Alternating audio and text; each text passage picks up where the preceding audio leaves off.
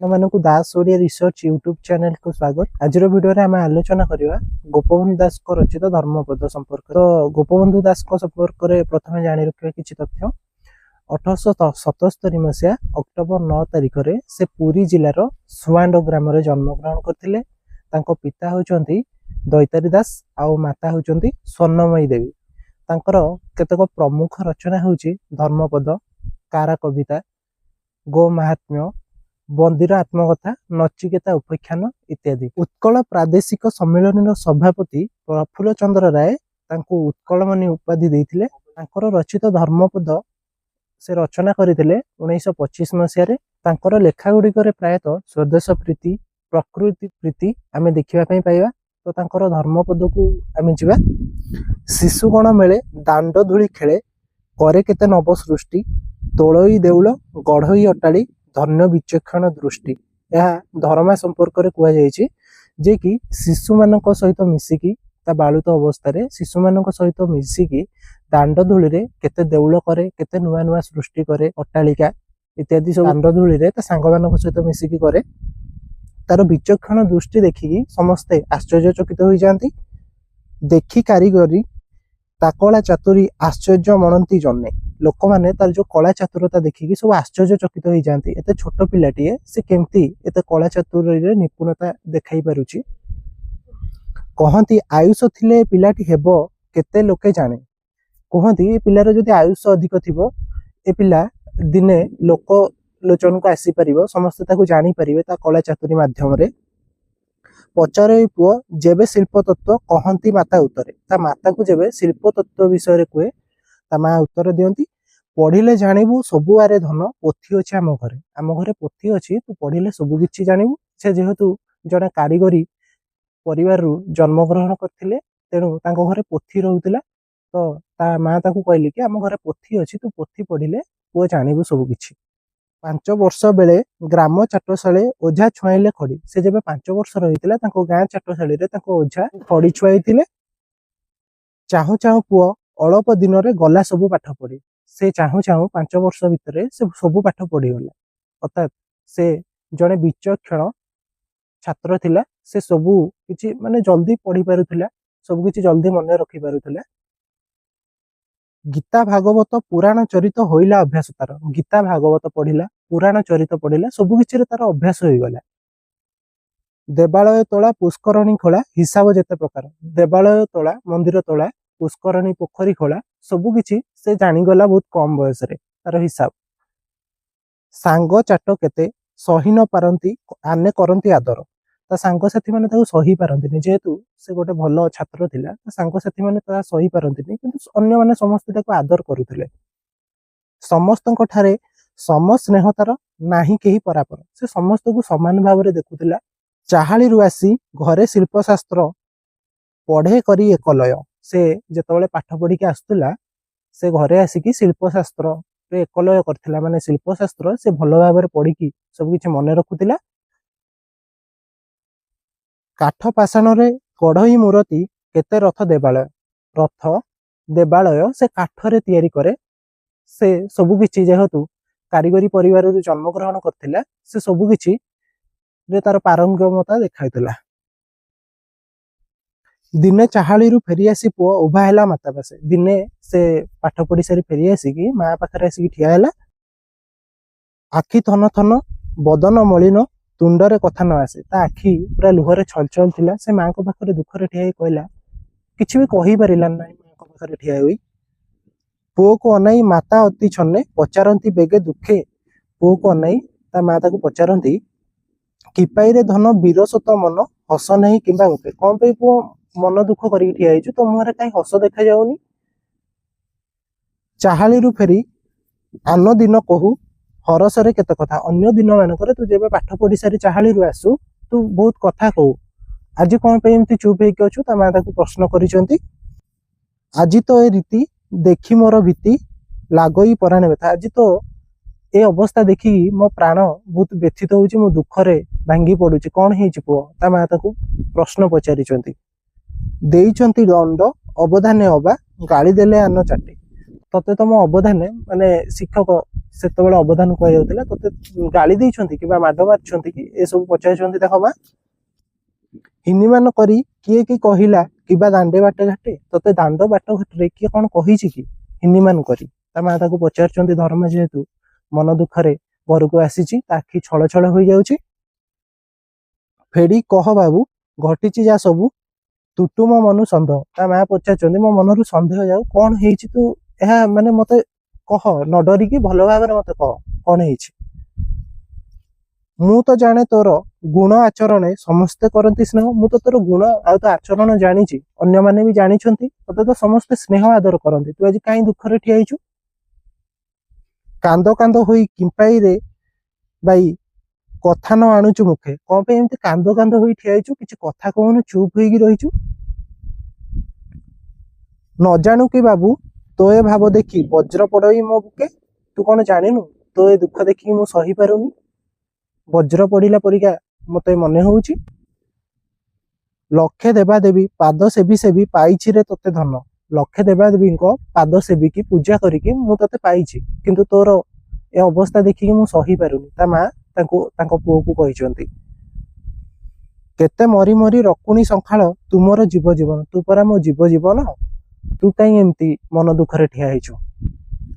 ତତେ ଚାହିଁ ସିନା କାଟୁଛି ମୁଁ ଦିନ, ଏକାକିନୀ ଏତେ କାଳ। ଏକାକିନୀ ହୋଇ ମୁଁ ଏତେ କାଳ ତତେ ଦେଖିକି, ତୋ ମୁହଁ ଚାହିଁକି ମୁଁ ଏତେ କାଳ ବଞ୍ଚି ଆସିଛି। ତୋର ଏମିତି ଦୁଃଖ ମୁଁ ଦେଖିପାରୁନି ପୁଅ। କହ ମନ କଥା ମକୁଳ ଚନ୍ଦ୍ରମା ଭିକାରିଣୀ ଗଳାମାଳ। ପୁଅ ମୋ ମନ କଥା ଟିକେ ବୁଝିବା ପାଇଁ ଚେଷ୍ଟା କର, ମତେ କେତେ ଦୁଃଖ ହଉଥିବ ତୋର ଏପରି ଅବସ୍ଥା ଦେଖିକି, ତୁ ମତେ ସବୁ କିଛି ଖୋଲିକି କହ। ତା ମା ଧର୍ମାକୁ କହିଛନ୍ତି।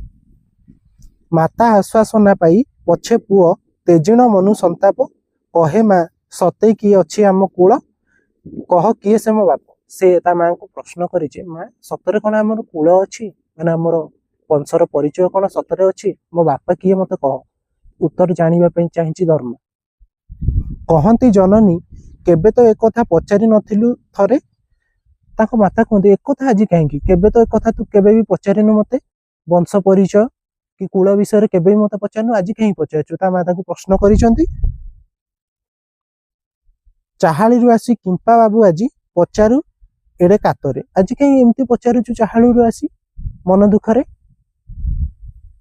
କହେ ପୁଅ ଆଜି ଚାହାଳିରେ ଚାଟେ କହିଲେ ମତେ ସେ କଥା, ଲାଜ ଅପମାନେ ଗଲି ମୁଇଁ ସରି ଟେକି ନ ପାରିଲେ ମଥା। ଆଜି ମତେ ଚାହାଳିରେ ଯୋଉ କହିଲେ ଚାଟେ, ମୁଁ ତା ସହି ପାରୁନି, ଲାଜରେ ଅପମାନରେ ମୋ ମୁଣ୍ଡ ତଳକୁ ହେଇଗଲା। ଚାହାଳିରେ ଯେବେ ଲେଖୁଥିଲି ପାଠ, ଗୋଟାଳି ମୋ ଗଲା ଗଡ଼ି। ଗୋଟାଳି ମାନେ ହଉଛି ଖଡି। ଯେବେ ଚାହାଳିରେ ମୁଁ ପାଠ ଲେଖୁଥିଲି, ମୋ ଖଡିଟି ହାତରୁ ଗଡିଗଲା। ନିକଟ ପିଲାକୁ କହିଲି ହେ ଭାଇ ବଢାଇ ଦିଅ ସେ ଖଡି। ନିକଟରେ ଯୋଉ ପିଲାଟି ବସିଥିଲା ତାକୁ କହିଲା ଭାଇ, ଅର୍ଥାତ୍ ସେ ତାଠୁ ବଡ ଥିଲା, ତାକୁ କହିଲା ଭାଇ ମୋ ଖଡିଟି ଟିକେ ମତେ ଦିଅ। ମୋ କଥାରେ ସେ ତ ଦେଲା ନାହିଁ ଖଡି, କହି କଲା ଉପହାସ। ମୋ କଥାରେ ସେ ଖଡିଟି ମତେ ଫେରେଇଲା ନାହିଁ, ଉପହାସ କଲା ମତେ। ଭାଇ ଡାକି ଆଜ୍ଞା ଦିଏ ଅବାବୁଆ, ଏହାର କେଡେ ସାହସ। ମତେ ସେ ଅବାବୁଆ ଉତ୍ତର ଦେଲା, ମୁଁ ତାକୁ ଭାଇ ଡାକିଲି। ନ କହିଣ କିଛି ଅଳପେ ହସିଲେ ତହିଁ ଆନ ପିଲାମାନେ। କେହି କିଛି କହିଲେନି, ଅନ୍ୟ ପିଲାମାନେ ହସିଲେ, ମତେ ତାହା ବହୁତ ଖରାପ ଲାଗିଲା। ଲାଜେ ମଥା ପୋତି ଗୋଟାଳି ଉଠାଇ ଆଣି ବସିଲି ମୋ ସ୍ଥାନରେ ମୁଁ ଖଡିଟିକୁ ଉଠାଇ ଆଣି ବସିଲି, କାହାକୁ କିଛି କହିଲି ନାହିଁ। ନକରି ସଂକୋଚ ଫେଡ଼ି ସତ କହ ଛୁଇଁ କରି ଏ ମୋ ଦେହ, ଆମ କୂଳ କଥା ନାହାନ୍ତି ମୋ ପିତା, ଯାଉ ମୋ ଭ୍ରମ ସନ୍ଦେହ। ମୋ ଭ୍ରମ ସନ୍ଦେହ ଦୂର କର, ଆମ କୂଳ କଥା ମତେ କହ, କଣ ମୋର ପିତା ନାହାନ୍ତି? କୋପେ ଜର ଜର ଜନନୀ ସତ୍ୱର ଭାସନ୍ତି ଉଚ୍ଚ ବଚନେ, କିଏ ସେହୁ ପିଲା ଦେଲା ଏହିପରି ଅପମାନ ଅକାରଣେ। କିଏ ଅକାରଣରେ ଏପରି କଥା କହିଲା? ମା ତାକୁ ପଚାରିଛନ୍ତି ଧର୍ମାକୁ। ତା ମା ଏଡେ ସତୀ ମୋ ପୁଅକୁ ପୁଣି କହେ ସେ ଅବାବୁଆ। ତା ମା କଣ ଏଡେ ସତୀ, ମୋ ପୁଅକୁ ସେ ଅବାବୁଆ କହୁଛି? ତା କଥାରେ ଛଳ କରି କିବା ଫଳ, ସେ ବି ତ ଅଜ୍ଞାନ ଛୁଆ। ସେ ବି ତ ଅଜ୍ଞାନ ଛୁଆ ହେଇଥିବ, ଏହା ଧର୍ମାର ମା ଧର୍ମାକୁ କହିଛନ୍ତି, ସେଥିପାଇଁ ତତେ ସେ ଏମିତି କହୁଛି। ବୁଢା ବୁଢୀ ମାନେ କହୁଥାନ୍ତି ଯାହା ଶୁଣିଛୁ ମୁଁ ପିଲା ବେଳେ, ପୂର୍ବ ପୁରୁଷ ଯଶ ପୌରୁଷ ବୁଝ ବାବୁ ଏଥୁ ହେଳେ। ବୁଢା ବୁଢୀ ମାନେ କହୁଥାନ୍ତି ଯାହା ମୁଁ ଶୁଣିଛି, ମାନେ ପୂର୍ବ ପୁରୁଷଙ୍କ ଠାରୁ ମୁଁ ଏ କଥାଟେ ଶୁଣିଛି। ସୃଷ୍ଟି ଆଦ୍ୟ କାଳୁ ବିଶ୍ୱକର୍ମା ତହୁଁ ଆମ କୂଳ ଉତ୍ପତ୍ତି, ମାନେ ଆମର କୂଳର ଉତ୍ପତ୍ତି ହେଉଛି ସୃଷ୍ଟିର ଆରମ୍ଭରୁ ବିଶ୍ୱକର୍ମାଙ୍କ ଦ୍ୱାରା। ଏ କୂଳର ବଡ଼େ ରଖିଛନ୍ତି କେତେ ଅକ୍ଷୟ କୀର୍ତ୍ତି। ଏ କୂଳର ଅନେକ ଲୋକ ବଡ଼ ବଡ଼ ଯଶ କୀର୍ତ୍ତି ମାନ ଅର୍ଜନ କରିଛନ୍ତି। ଆମ କୂଳର ଲୋକମାନେ, ଏହା ମୁଁ ଶୁଣି ଆସିଛି, ମାନେ ବଡ଼ ବଡ଼ ଲୋକଙ୍କ ଠାରୁ, ଯେଉଁମାନେ ଅଛନ୍ତି ବୟସ୍କ ଲୋକ ଗାଁର, ସେମାନଙ୍କ ଠାରୁ ସେ ଶୁଣି ଆସିଛନ୍ତି। ଇନ୍ଦ୍ରଦ୍ୟୁମ୍ନ ରାଜା ତୋଳାଇଲେ ଯେବେ ଶ୍ରୀକ୍ଷେତ୍ରରେ ବଡ଼ ଦେଉଳ। ଇନ୍ଦ୍ରଦ୍ୟୁମ୍ନ ରାଜା ଯେବେ ଶ୍ରୀକ୍ଷେତ୍ରରେ ଶ୍ରୀମନ୍ଦିର ତିଆରି କଲେ, ହକାରିଣ ନାନା ଦେଶୁ କାରିଗର କରାଇଲେ ଆଗେ ଠୁଳ। ଆଗେ ବିଭିନ୍ନ ଦେଶରୁ କାରିଗର ମାନେ ଆସିଥିଲେ ମନ୍ଦିର ତିଆରି କରିବା ପାଇଁ। ପରଖି ସକଳେ ଯୋଗ୍ୟ ଶିଳ୍ପୀ ବାଛି ଲଗାଇଲେ ସେ କାମ। ସେ ପରଖି ଦେଖିଲେ ଯେ ଇନ୍ଦ୍ରଦ୍ୟୁମ୍ନ ରାଜା କିଏ ଭଲ ଶିଳ୍ପୀ ଅଛନ୍ତି, ତାଙ୍କୁ ସେ କାର୍ଯ୍ୟରେ ନିଯୁକ୍ତ କଲେ, ସମସ୍ତଙ୍କୁ ବାଛି ବିଚାରି। ତ ପୂର୍ବପୁରୁଷେ ଶିରେ ଦେଲେ ଶାଢ଼ୀ ପୁଣ୍ୟ ନୀଳାଚଳ ଧାମେ। ତ ପୂର୍ବପୁରୁଷ ମାନଙ୍କ ଦ୍ୱାରା ତାହା ସମ୍ଭବ ହୋଇଥିଲା। ତ ପୂର୍ବପୁରୁଷ ମାନେ ସେ ଯଶ କୀର୍ତ୍ତି ଅର୍ଜନ କରିବାରେ ସଫଳ ହୋଇପାରିଥିଲେ। କେତେ କାଳ ଅନ୍ତେ ସେ ମନ୍ଦିର ଯେବେ ସଂସ୍କାର କଲେ ଯଯାତି। ଯଯାତି ଦେବେ ସେ ମନ୍ଦିର ସଂସ୍କାର କରାଇଲେ। ତ ପୂର୍ବପୁରୁଷ ସେତେବେଳେ ତହିଁ ରଖିଥିଲେ ବଂଶଖ୍ୟାତି। ତ ପୂର୍ବପୁରୁଷ ମାନେ ସେଠାରେ ଯୋଗ ଦେଇ ବଂଶର ନାଁ ଅର୍ଜନ କରିଥିଲେ। ଶେଷେ ସେ ଦେଉଳ ତୋଳାଇଲେ ପୁଣି ଶ୍ରୀ ଅନଙ୍ଗ ଭୀମ ରାୟ। ତାପରେ ଶେଷରେ ସେ ମନ୍ଦିର ତୋଳାଇଲେ ଅନଙ୍ଗ ଭୀମ ରାୟ, ଅନଙ୍ଗ ଭୀମ ଦେବ। ଉତ୍କଳ ଅକ୍ଷୟ କୀର୍ତ୍ତି ସ୍ତମ୍ଭ ପ୍ରାୟ ଶୋଭେ ଯାହା ଆଜି ଯାଏ। ଏହା ଯାହା ଉତ୍କଳରେ ଆଜି ଯାଏ ଶୋଭନୀୟ ହୋଇ ରହିଛି, ଏ ମହାନ କୀର୍ତ୍ତି ଶିଳ୍ପ କଳା ଚାତୁରୀ। ଦିନେ କଲେ ମତେ ଯୁଗ ପରି ଲାଗେ ମରୁଛି ମୁଁ ଭାଳି ଭାଳି। ଗୋଟେ ଦିନ ବି ମତେ ଯୁଗ ପରିକା ଲାଗେ, ମୁଁ ମରୁଛି ଭାଳି ଭାଳି, ଦୁଃଖରେ ମୁଁ ଯନ୍ତ୍ରଣା ପାଉଛି। ରହିଅଛି ସିନା ତୋ ମୁହଁ ଅନାଇ ତୁ ମୋ ନୟନ ସଙ୍ଖାଳି। ତୋ ମୁହଁକୁ ଅନାଇ ମୁଁ କେବଳ ବଞ୍ଚି ରହିଛି ରେ ପୁଅ, ତୁ ହଉଛୁ ମୋ ନୟନ ସଙ୍ଖାଳି, ତୋ ବିନା ମୁଁ ବଞ୍ଚି ପାରିବିନି। ତା ମା ତାଙ୍କୁ କହିବା ପାଇଁ ଚାହୁଁଛନ୍ତି। ଏପରି କଥା କହୁ କହୁ ମାତା କହିଲେ ଅତି ବିକଳ, ତଳେ ମୁହଁ ପୋତି ବିଳପିଲେ ସତୀ ବହେ ଅଶ୍ରୁ ଅବିରଳ। ତା ମା ଏକଥା କହି କାନ୍ଦି ପକାଇଲେ। ଯେହେତୁ ସେ ଏକାକି ପୁଅକୁ ନେଇ ବଞ୍ଚି ଆସିଛନ୍ତି, ସେ କଥା ଶୁଣି ଦୁଃଖରେ କାନ୍ଦି ପକାଇଲେ। କିପାଇଁ କହ ମା କାନ୍ଦୁଛୁ କାତରେ, ଚକିତେ ପଚାରେ ପୁଅ। ପୁଅ ଚକିତ ହୋଇଗଲା, ଆଶ୍ଚର୍ଯ୍ୟ ଚକିତ ହୋଇଗଲା, ତା ମା କାନ୍ଦୁଛନ୍ତି କାହିଁକି। ସେ କହିଲା, କଣ ପାଇଁ ମା ତୁ କାନ୍ଦୁଛୁ, ମତେ ତାର ଉତ୍ତର କହ। ବସି ମାତା କୋଳେ ବସନ ଅଞ୍ଚଳେ ପୋଛେ ତାଙ୍କ ନେତ୍ରୁ ଲୁହ। ମାଙ୍କ ପାଖରେ ବସି ମାଙ୍କର ଲୁହ ପୋଛିଦେଲା। କାହାନ୍ତି ମୋ ବାପ କେତେ ଦିନ ହେଲା, କି କାର୍ଯ୍ୟ ଗଲେ ସେ କାହିଁ। ସେ କହିଲା, ମୋ ବାପ କାହାନ୍ତି, କୋଉ କାର୍ଯ୍ୟରେ ସେ କେତେ ଦିନ ହେଲା ଯାଇଛନ୍ତି, ପଚାରିଛି ପୁଅ ତା ମାକୁ। କେତେ ଦୂର ପଥ ଏଥୁ ସେ ରାଇଜ, ମୁଁ କି ନ ପାରିବି ଯାଇ। କେତେ ଦୂର ଏଇଠୁ ସେ ରାଜ୍ୟ, ମୁଁ କଣ ଯାଇପାରିବିନି ସେଠାକୁ। ଧରମା ପଚାରିଛି ତା ମାଙ୍କୁ।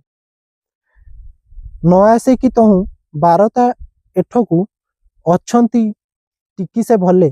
କଣ ଏଠାକୁ ତାଙ୍କ ବାର୍ତ୍ତା ଆସୁନି, ସେ କଣ ଭଲ ଅଛନ୍ତି, ମାଙ୍କୁ ପଚାରିଛି ଧର୍ମା। ଯିବାର ଉପାୟ କହ ମା ତୁରିତେ, ବାର୍ତ୍ତା ଆଣିବି ମୁଁ ଗଲେ।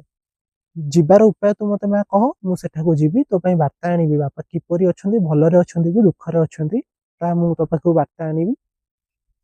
ପୁଅର ମଧୁର କୋମଳ ବଚନେ ମାତା ପାଇଲେ ଆଶ୍ୱାସ।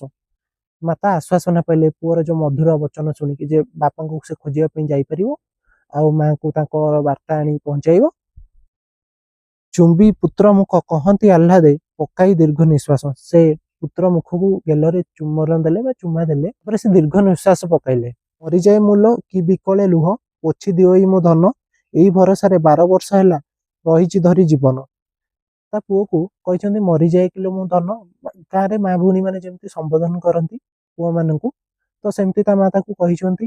ପୁତ୍ରର ଏ ସାହସିକତାକୁ ଦେଖି ସେ କହିଛନ୍ତି, ମୁଁ 12 ବର୍ଷ ହେଲା ଏଇ ଭରସାରେ ବଞ୍ଚି ଆସୁଛି। 12 ବର୍ଷ ହେଲା ଯାଇଛନ୍ତି ବାପ ଦେଉଳ ଗଢିବା ପାଇଁ। ସେ କହିଛନ୍ତି ତ ବାପା 12 ବର୍ଷ ହେଲା ଯାଇଛନ୍ତି ମନ୍ଦିର ତିଆରି କରିବା ପାଇଁ। ତୋଳାଉଛନ୍ତି ଯା ନରସିଂହ ଦେବ ଗଜପତି ନରସାଇଁ। ନରସିଂହ ଦେବ, ଲାଙ୍ଗୁଳିଆ ନରସିଂହ ଦେବ ଯାହା ତିଆରୁଛନ୍ତି ଯୋଉ ମନ୍ଦିରଟିକୁ, ସେଇଠିକି ତିଆରି କରିବା ପାଇଁ କାରିଗରୀ ହିସାବରେ ଯାଇଛନ୍ତି ତ ବାପା 12 ବର୍ଷ ହେଲା। ଚନ୍ଦ୍ରଭାଗା ତୀର୍ଥେ ସାଗର ପନ୍ଥାରେ ଗଢା ହେଉଛି ଦେଉଳ। ଚନ୍ଦ୍ରଭାଗା ଠାରେ ସମୁଦ୍ର କୂଳରେ ମନ୍ଦିର ତିଆରି ହେଉଛି, ସେଠାରେ ତ ବାପା ନିଯୁକ୍ତ ଅଛନ୍ତି କାରିଗରୀ ଭାବରେ। କହିଛନ୍ତି ରାଜା କଳା କୌଶଳେ ବିଶ୍ୱାସ ହେବ ଅତୁଳ। କହିଛନ୍ତି ରାଜା ଲାଙ୍ଗୁଳା ନରସିଂହ ଦେବ, ଏ ମନ୍ଦିର ବିଶ୍ୱରେ ଅତୁଳନୀୟ ହେବ। ଏ ମନ୍ଦିରର ଶୋଭା ଦେଖିଲେ ସମସ୍ତେ ଯେମିତି ଆଶ୍ଚର୍ଯ୍ୟଚକିତ ହୋଇଯିବେ। ସେ ମନ୍ଦିର ଏତେ ସୁନ୍ଦରତାରେ ପରିପୂର୍ଣ୍ଣ ହବ। ଶିବାଇ ସାତରା ପୁରତ ପ୍ରଧାନ ବିଶ୍ୱକର୍ମା କୁଳରାଇ ଭଲ କାରିଗର ବାଛି ଲଗାଇଲେ କାମେ 1200 ବଢାଇ। ସିବେଇ ସାଆନ୍ତରା ବାଛି ବାଛିକା 1200 ବଢାଇ କାମରେ ନିଯୁକ୍ତ କରିଛନ୍ତି ବା 1200 ଶିଳ୍ପୀ। ସେଇ ଡାକରାରେ ଗଲେ ଯେ ତୋ ପିତା ବାହୁଡି ନାହାନ୍ତି ଘରେ। ସେଇ ଯୋଉ ସିବେଇ ସାଆନ୍ତରାଙ୍କ ଡାକରେ ତୋ ବାପା ଯାଇଛନ୍ତି 12 ବର୍ଷ ହେଲା, ସେ ଘରକୁ ଫେରି ନାହାନ୍ତି ଆଜି ଯାଏ। ସେତେବେଳେ ତୁ ମୋ ଗର୍ଭେ 4 ମାସ ଜନ୍ମିଲୁ 6 ମାସ ପରେ। ସେତେବେଳେ ତୁ ମୋ ଗର୍ଭରେ 4 ମାସରେ ଥିଲୁ, ତାପରେ 6 ମାସ ପରେ ତୁ ଜନ୍ମ ଗ୍ରହଣ କଲୁ। କହୁଥିଲେ ଲୋକେ ହେବ ସେ ଦେଉଳ ଧର୍ମ ଦେବତାଙ୍କ ରଥ। କହୁଛନ୍ତି ସେ ଦେଉଳ, କହୁଛନ୍ତି ଲୋକମାନେ ସେ ଦେଉଳଟି ଧର୍ମ ଦେବତାଙ୍କ ରଥ ହବ। ଧର୍ମ ଦେବତା ଅର୍ଥାତ୍ ସୂର୍ଯ୍ୟ ଦେବତାଙ୍କର ରଥ ହବ ବୋଲି ଲୋକମାନେ କହୁଛନ୍ତି। ପୂର୍ବେ ଦୁର୍ଗ ରୂପେ ଉତ୍କଳର ପୁଣି ଓଗାଳିବ ସିନ୍ଧୁ ପଥ। ଧର୍ମ ଦେବତାଙ୍କ ଦେଉଳରେ ବାପ କରୁଛନ୍ତି ବୋଲି କାମ। ସୁମରିନ ତାଙ୍କୁ ଶରଧାରେ ଦେଲି ଧର୍ମପଦ ତୋର ନାମ। ସେ ଧର୍ମ ଦେବତାଙ୍କର ମନ୍ଦିର ଯେହେତୁ ତିଆରି କରୁଛନ୍ତି, ତୋ ନାଁ ମୁଁ ଧର୍ମପଦ ବୋଲି ଦେଇଛି। ମା କହୁଛନ୍ତି ଧରମାକୁ। ଦେଖି ନାହିଁ ତୀର୍ଥ ଶୁଣିଛି କେବଳ 7 ଥର ଯିବ ଗଙ୍ଗା। ଥରେ କେହି ଯେବେ ଯିବ ଚନ୍ଦ୍ରଭାଗା ମୁହଁ ପଡିଯିବ ରଙ୍ଗା। କହିଛନ୍ତି 7 ଥର ତମେ ଗଙ୍ଗା ଯିବ କିଛି ହବନି, କିନ୍ତୁ ଥରେ ଯଦି ତମେ ଚନ୍ଦ୍ରଭାଗା ଯିବ ତମ ମୁହଁ ରଙ୍ଗା ପଡିଯିବ। ଅର୍ଥାତ୍ ଏତେ ଦୂର ଥିଲା ଯେ ତାହା ଯଦି ତମେ ଥରେ ଯିବ ସେଠାରେ ତମ ମୁହଁ ରଙ୍ଗା ପଡିଯିବ, ନାଲି ପଡିଯିବ ମୁହଁ। ଏତିକି ବାଟ। ଯିବା ଦିନୁ ବାପ 12 ବର୍ଷ ହେଲା ପାଇନାହିଁ ମୁଁ ବାରିତା। ଯିବାଠାରୁ 12 ବର୍ଷ ହେଲାଣି ଆଜି ଯାଏଁ କିଛି ବାର୍ତ୍ତା ପାଇନି, କିଛି ସନ୍ଦେଶ ପାଇନି, କିଛି ଖବର ପାଇନି ଆମେ କହିପାରିବା।